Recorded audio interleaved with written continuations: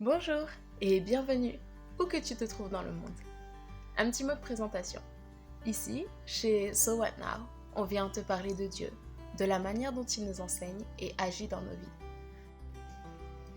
La confiance est définie par le dictionnaire Larousse comme le sentiment de quelqu'un qui se fie entièrement à quelqu'un d'autre ou à quelque chose. Ce sentiment peut être gradué. Tu peux faire confiance à quelqu'un dans un certain domaine, mais absolument pas dans un autre. On prend souvent l'exemple d'un éléphant dans un magasin de porcelaine. On sait tous que cet environnement ne lui convient pas. Mais dans son environnement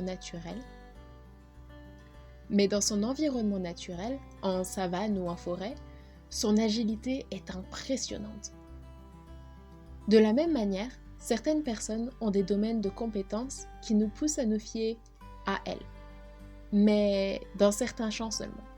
Le problème est que, peu importe la personne, elle est toujours un être humain.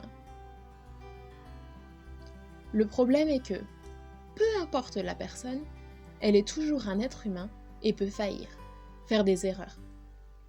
Mais face à cette multitude de personnes, d'amis, de spécialistes, ayant tous leur propre domaine de compétences, en qui nous plaçons relativement notre confiance, et qui ont donc un ou des domaines dans lequel ou lesquels ils sont plus faibles, il existe un être, au-dessus de tous les autres, connaissant tout, pouvant tout, qui t'a créé et qui ne faillit pas.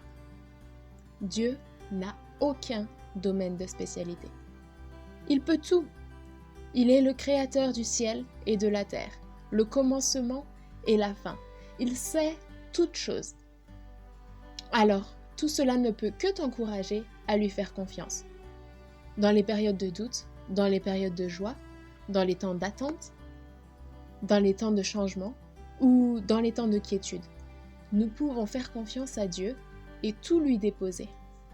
Mais qu'est-ce que cela peut donc signifier ? Ces quelques mots peuvent tout dire et rien dire à la fois. Alors, je te propose un verset qui parle de la confiance en Dieu et ce que j'en comprends afin de t'aider à placer ta confiance en lui. Proverbe 3, versets 5 et 6, dans la version Louis II, nous dit « Confie-toi en l'Éternel de tout ton cœur, ne t'appuie pas sur ton intelligence. Reconnais-le dans toutes tes voies, et il rendra tes sentiers droits. » Ce verset peut signifier beaucoup de choses, surtout lorsqu'on considère différentes versions. Cette première version nous dit tout simplement que rien ne doit échapper à la confiance que l'on accorde à Dieu. Parfois, nos perceptions peuvent être très éloignées des plans que Dieu a pour nous. Mais lui faire confiance veut dire l'écouter, suivre ses conseils, afin de marcher selon sa volonté. Cela peut nous sembler difficile, surtout quand on ne comprend pas le chemin par lequel il nous fait passer, ou lorsqu'il nous révèle un but ou un endroit où il veut nous mener sans que nous sachions comment il va nous y conduire. Toujours est-il que si tu laisses Dieu agir et fais la part qu'il te demande, alors la voie que tu prendras sera selon sa volonté. La version Semeur de ce même verset nous dit « Mets ta confiance en l'Éternel de tout ton cœur. Ne te repose pas sur ta propre intelligence.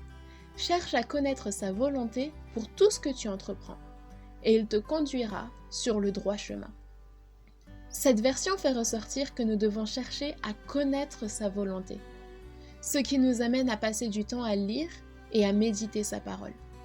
En effet, puisque Dieu est parfaitement digne de confiance, nous plonger dans la lettre qu'il nous a envoyée pour nous nourrir de ses paroles et y comprendre sa volonté est plus qu'encourageant. Cela fait partie de notre marche avec Dieu, qui sera accompagnée de révélations pour nous aider à suivre ses conseils. La version Osterwald nous dit « Confie-toi en l'Éternel de tout ton cœur, ne t'appuie point sur ta prudence.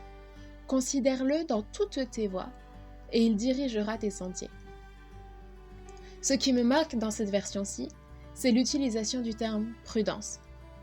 Comme je l'ai déjà mentionné plus tôt, nos raisonnements sont souvent différents de la volonté de Dieu. Mais avoir confiance en Dieu, c'est avoir foi en lui, c'est oser faire un pas dans sa direction, faire un saut dans l'inconnu dans une période de doute. N'oublie pas que lorsqu'il t'appelle à faire des choses, il te les confirmera au travers de sa parole et souvent de plusieurs personnes.